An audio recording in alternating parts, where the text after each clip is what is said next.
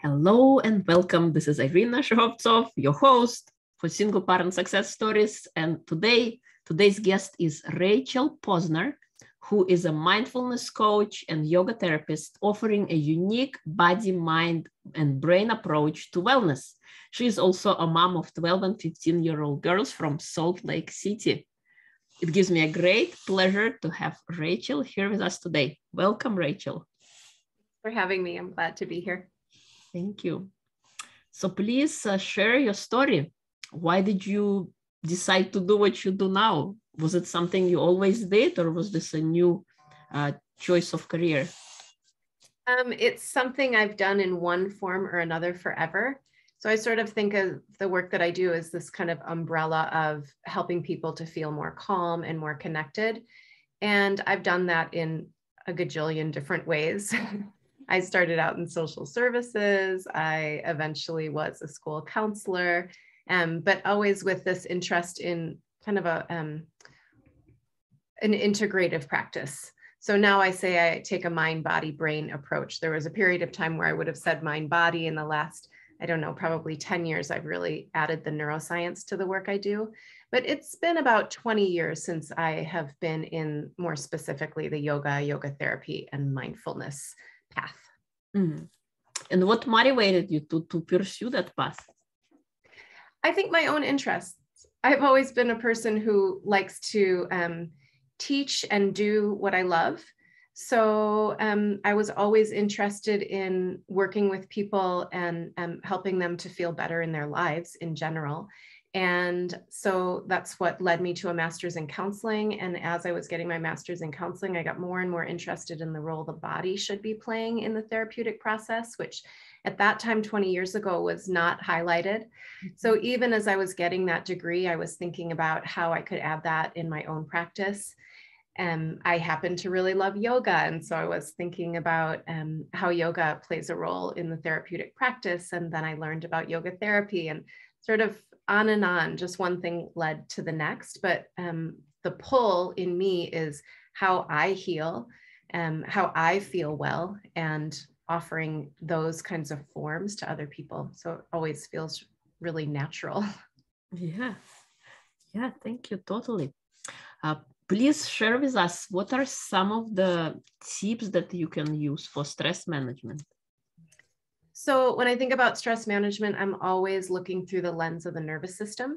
So the nervous system is basically dictating how you feel. And we have a lot of control over our nervous system, but it takes a lot of awareness. So for many of us, we might feel like all of a sudden we're tipped into the stress response, and we almost don't know how we got there, because we're not aware that we're sort of on this simmer throughout the day. And then if the simmer gets too high, something happens and all of a sudden we're in a boil, right? And that's when we overreact, when we say things we wish we hadn't, and when we respond to, especially with our kids, right? There's something about in the workplace, if we're working, we can kind of keep a lid on it. But when we're at home, we feel freer to tip into that boiling point.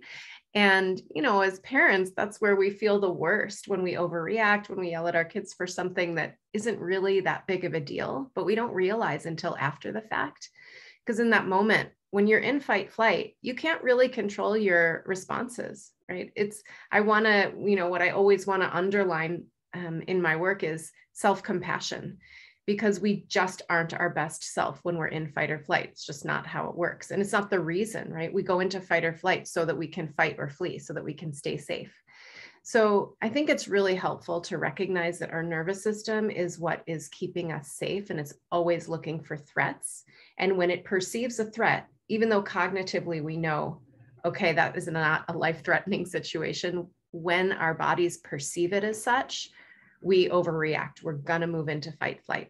So a lot of what I do is to help people manage their nervous system, and not just manage it, but really nourish it, because the stronger that parasympathetic wing of the nervous system is, the easier it is for us to stay relaxed and to not move past that simmer or slow boil space.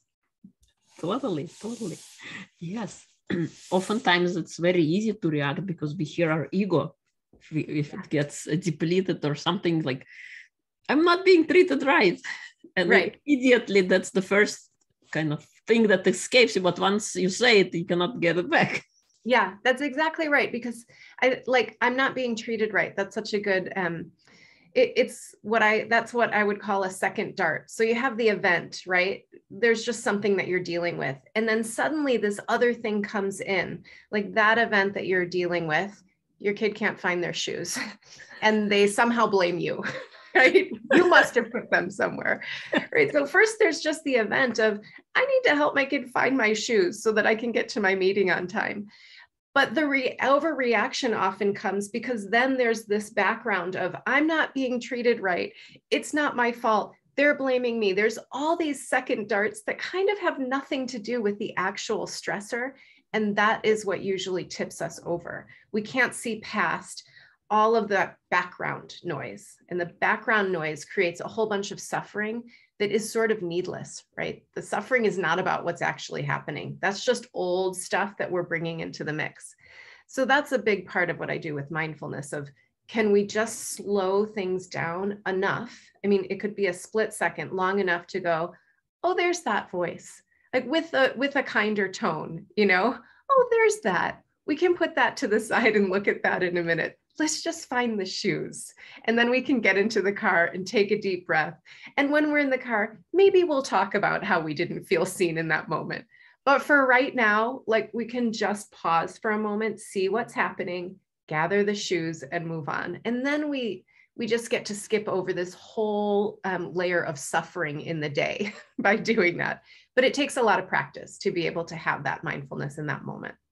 Totally. So please share with us some three tips that we can control that. Okay, I will. Okay, I'll share a few things, and I'll start by saying some of these things are things you just want to do throughout the day, not when you're super stressed. Because a big part of handling or managing the nervous system is just to check in and notice, how am I feeling right now?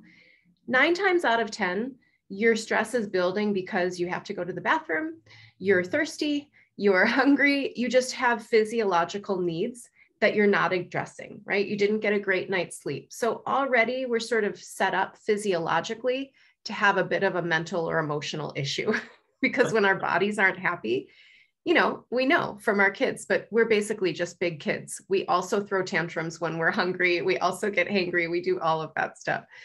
So I always am recommending just pause throughout the day. And I'll take us through a little pause or a check-in, just so we can notice what's happening. And could I very quickly address that? So often you're sitting at your desk, you could very quickly stand up or take a walk on your next phone call. And I don't mean a mile walk. I mean, walk around your house, stretch out a little bit so that you're not creating a lot of physical tension that leads into mental and emotional tension. So a check-in throughout the day is really important. Breath, not just throughout the day, but when things get intense.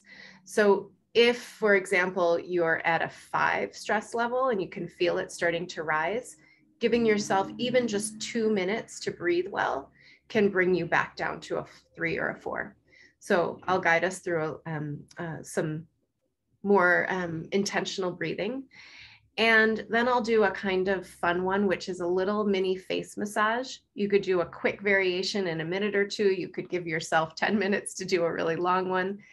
But when we carry tension in the face, it's one of those tricky things that sends a message to the brain that we're unsafe. So remember, if your nervous system's goal is to keep you safe and be on the lookout for threats, if you're generally holding tension in your face, which most of us do, tension in the jaw, tension in the forehead, the furrowed brow, all of that, if that's happening, even if there's no threat, your brain might perceive a level of threat. And so your stress level starts to rise. So I'm going to give you just a physical practice to help you release some of that stress in the face. That sounds so fun. I didn't realize that. So if you happen to be listening to this while you're driving, maybe just listen. Don't close your eyes or pull over. But if you're in a space where you can, just make yourself a little bit more comfortable. Give yourself a few breaths, like a big breath in through the nose and an exhale through the mouth, just to relax for a moment. If it's comfortable for you, you can lower your gaze and close your eyes. So if you're at your computer and there are things that might be distracting for you, just let that go if you can. Maybe even look away or gaze out the window if that feels better than eyes closed. And as you take the next few breaths, just notice how you're breathing. You don't have to change anything about it, but if it's pretty shallow, if you're noticing mostly that the breath is coming in up around the chest area and it's a pretty short breath, then you're likely in some level of stress. And again, stress can be happening physically without there seeming to be an issue. So this is where we often don't recognize we're heading into that stress response because everything's fine. But inside, physiologically, everything's not. So see if you can just slow down the breath a little bit. And if you're counting, just give yourself a longer breath. As you do that, notice what's happening in your physical body. Any sensations that stand out.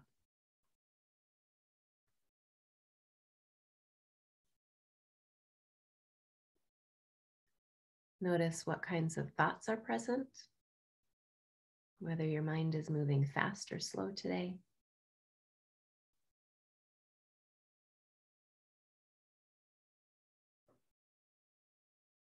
Notice any particular mood you're in or emotion that you're aware of.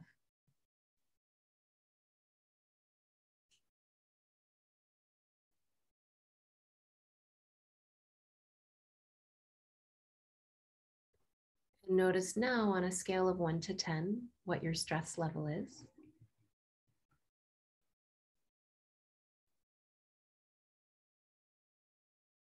And on a scale of 1 to 10 what your energy level is.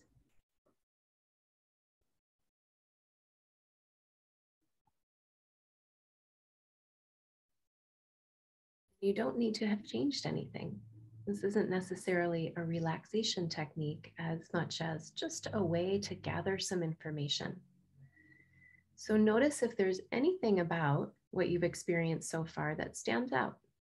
Could be as simple as a little discomfort in your knee, or noticing you're thirsty, or noticing your mind is moving really fast. What stands out? Could also be that you feel great.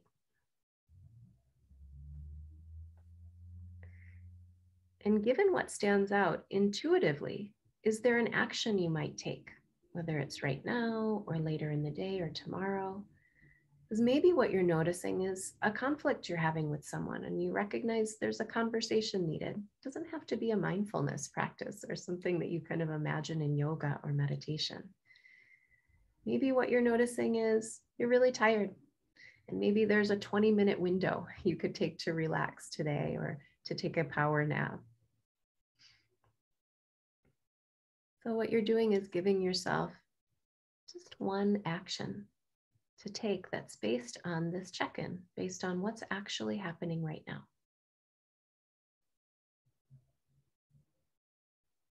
And I'll just give you a few breaths. If it's something you could act on, grabbing water or something simple and quick, you could do that now. Or you're just imagining yourself doing it later. Because when we imagine, we're already creating a neural pathway in our brain that says, oh, I know how to do this. I've practiced it already. It makes it more likely that you'll do it later.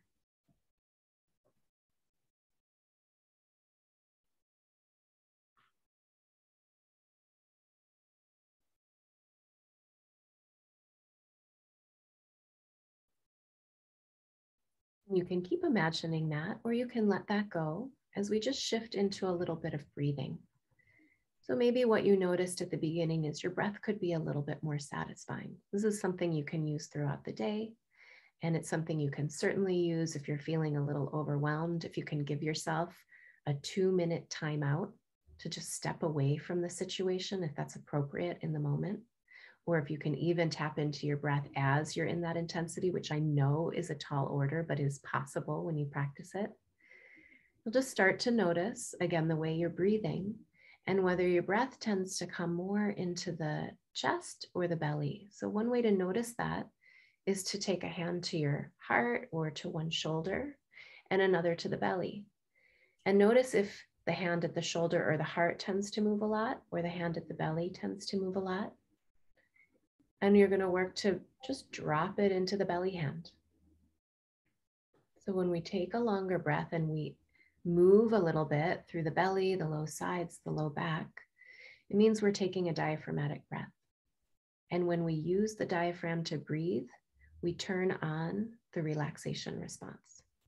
When we're breathing up around the chest, we're turning on that sympathetic response, the fight-flight response. So just by settling the breath down into the belly and activating the diaphragm will help to shift out of the sympathetic, that fight-flight freeze, and into the parasympathetic, that rest and digest system. And when we lengthen the exhale, making it at least as long as the inhale, we also help to kind of up that parasympathetic or relaxation response. So as you're breathing here, count the inhale and count the exhale, and see if you can make both a little longer, and the exhale at least as long as the inhale, up to twice as long. Not so long that it feels uncomfortable or makes you feel anxious for the inhale.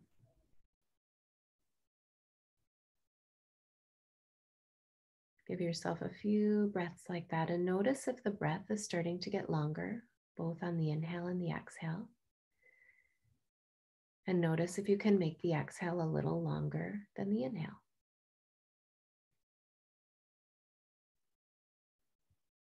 And we'll just add one more thing, which is just a brief pause at the top of the breath. So maybe you're inhaling for 4 or 5 seconds, and you're holding the breath at the top for a second or two.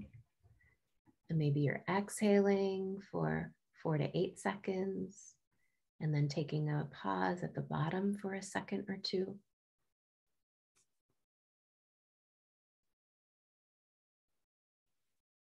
And this 4-part breath is working to calm you down because you're using your diaphragm, because you're lengthening the exhale, and because you're giving a mind something to focus on besides what it perceives as threatening. You're just focusing simply on the breath, and all of that, paying attention and finding a more efficient breath will help to lower your stress level. You can do this a few times throughout the day. The more you practice it, the more likely you are to do it without thinking too much. And you can certainly do this when you need a timeout. Thank you. This was beautiful. And I do feel, the tension dissipates, and, where you felt maybe, like to your point, sometimes you just sit, you don't notice it about yourself. You kind of, it's okay. Mm-hmm. Yeah. And when you slow down. We so often feel like we have to figure it out from a mental place.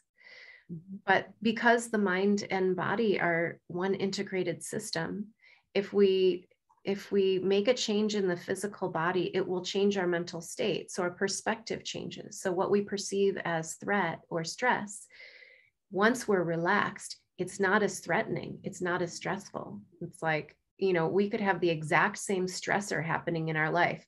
If it happens at a time of the day when we're more relaxed, it's a stressor, but it doesn't feel stressful. It's just like a challenge. Oh, I've got that. And then later in the day, when things are feeling a little bit different, it can feel like total overwhelm, the exact same thing. So I love to just help people go into the body and make a physical shift before they try to work something out in their mind. Because the mind, we lie a lot. It's so based on our perspective and our stress level. So if we can calm things down internally first, then we're much more capable of handling whatever the challenge is. Totally. Thank you for that. What was that other thing you said, the face massage? You want to do one more? Sure. Okay. So you can do this in any shape that you like. So if you're sitting at your computer, even if you're walking, you could actually do it. You're just going to warm your hands up first. So rub your hands together so they're a little more comfortable on your face. And then take your fingers underneath your cheekbones, and you're just making a little circular massage. So It's not surprising to have a lot of sensation here. We can carry a lot of stress in our jaw, in our face. So first you're starting with just a little massage kind of towards the front of the cheekbones, just underneath, and then all the way back towards the temples. So you're going along that cheekbone line and then up towards the temples and maybe down below the cheekbone line, just along the jawline. You could do that any time of day and it always will help you to relax a little bit. And then you can take your hands and just let your eye sockets rest in the heels of your hands. So really let the weight of your head drop down. So often we have a lot of tension around the eyes, especially because of how much computer time we have. And it can be really difficult to relax that tension. Sometimes we feel like we have a permanently furrowed brow. And then let your head come back up and just notice what you're feeling in your jaw. You're going to open your mouth as wide as you possibly can and then let it close on its own. So instead of thinking about closing your mouth, it will automatically sort of contract back. But as it closes, you might notice that the jaw feels a little bit more relaxed now. Do that just twice. Do it one more time. Open really wide and then let it close on its own. And then notice your tendency, like where you hold your tongue. So oftentimes if you're stressed, your tongue will press against the back of the teeth and the roof and the top of the tongue will press against the roof of your mouth. So just slide your tongue back just a little bit and then it'll come away from the roof of the mouth. And that also will help to relax the jaw. So we're not sending a false message of danger to the brain. And then just take one hand and rest it on your heart. So when you rest your hand on your heart, you release a neurochemical called oxytocin, which is the same thing that gets released when we're in pain, when we're connected, when we're nursing. There's a whole bunch of ways that we release oxytocin, but it's often called the love drug or the trust drug because it just makes you feel better. It seems crazy, right? That you could just rest your hand on your heart and receive oxytocin. You get it through eye contact, you get it through touch, through hugs, but I love that you could rest your hand on your heart because you're not dependent on anyone else for this. And it just helps your, again, parasympathetic system to turn on. And then anything that you might do with kind of opening up through the neck, because again, when we move our neck from side to side and create a little bit more range of motion, or when we do a little neck roll, all of those things also help us to relax the jaw.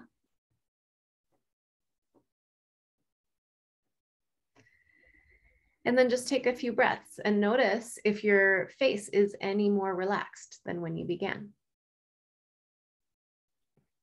Seem to be moving around freer. Yeah, exactly. And so, you know, yes, it's nice to have a more relaxed face, but one of the things that I really want to get across is that all that tension in the jaw translates into there must be threat, right? Because your nervous system says, oh, there's a lot of tension, and tension is usually a sign of threat.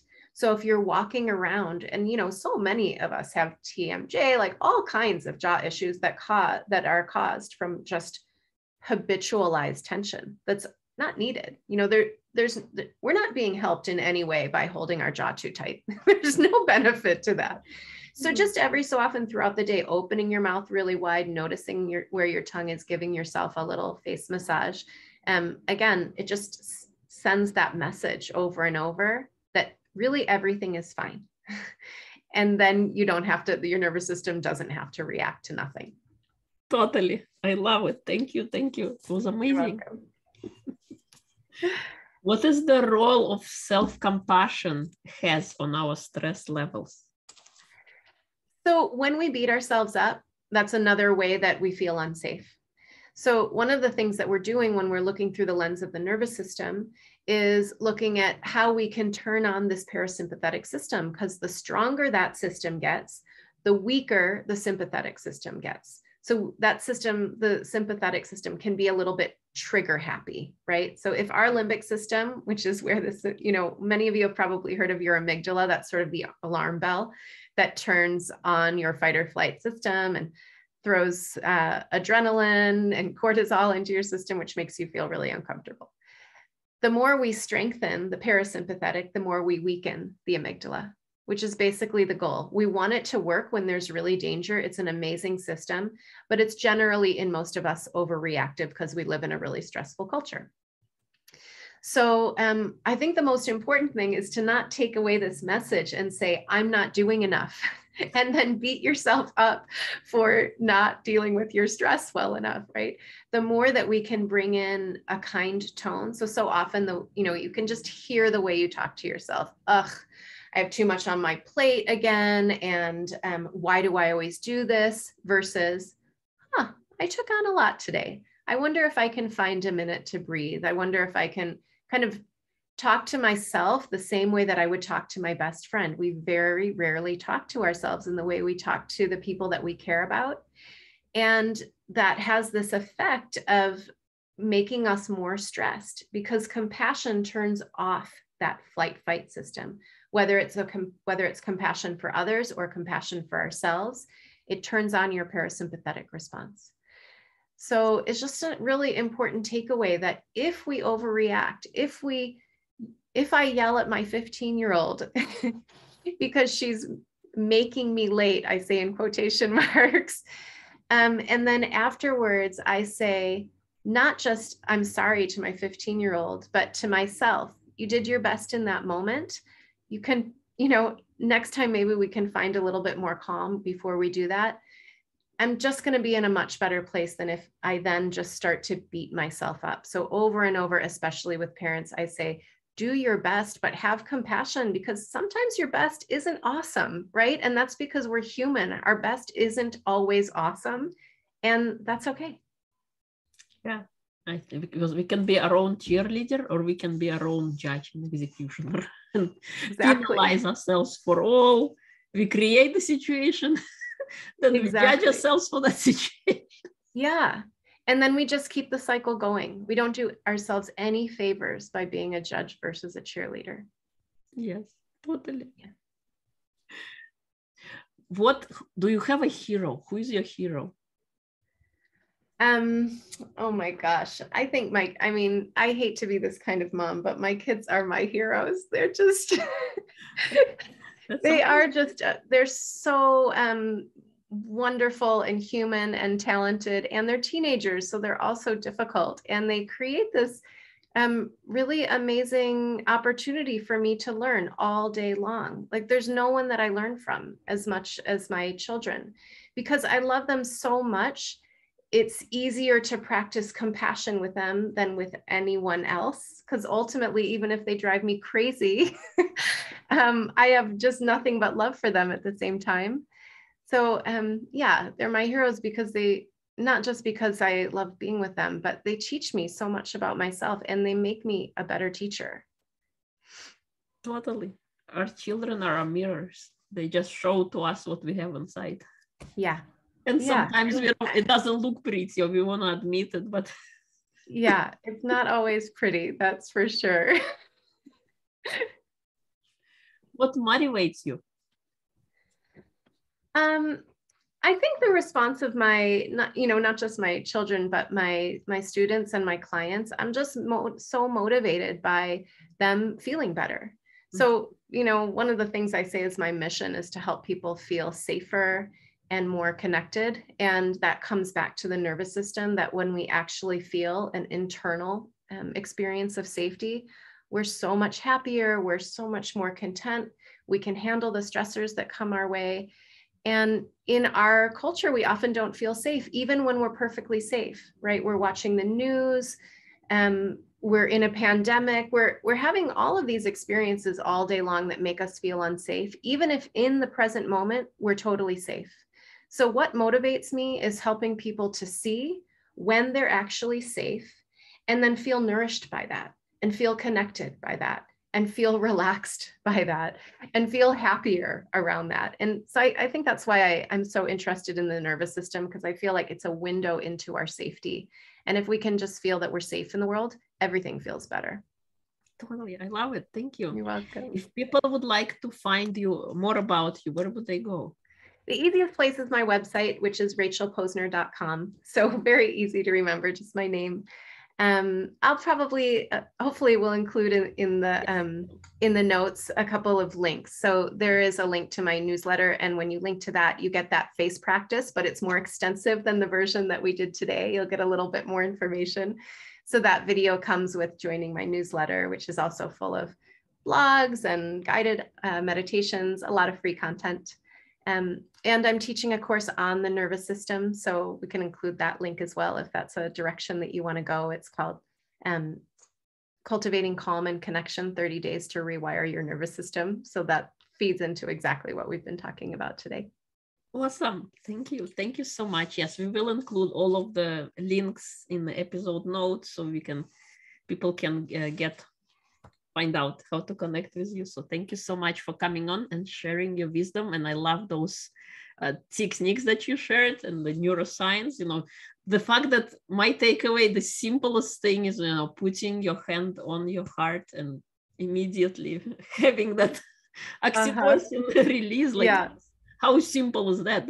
It's amazing. Incredible. And if you put your hand on your heart, try to add that compassion to it. Like you get kind of extra from that. It happens sort of naturally when you put your hand on your heart. There is a softening, but to consciously have that softening of, it's been a day, just that slight tone, slight shift in tone can make such a big difference. So I'm glad that was a takeaway for you. Yeah. Is there anything that you want to share that I didn't ask you yet?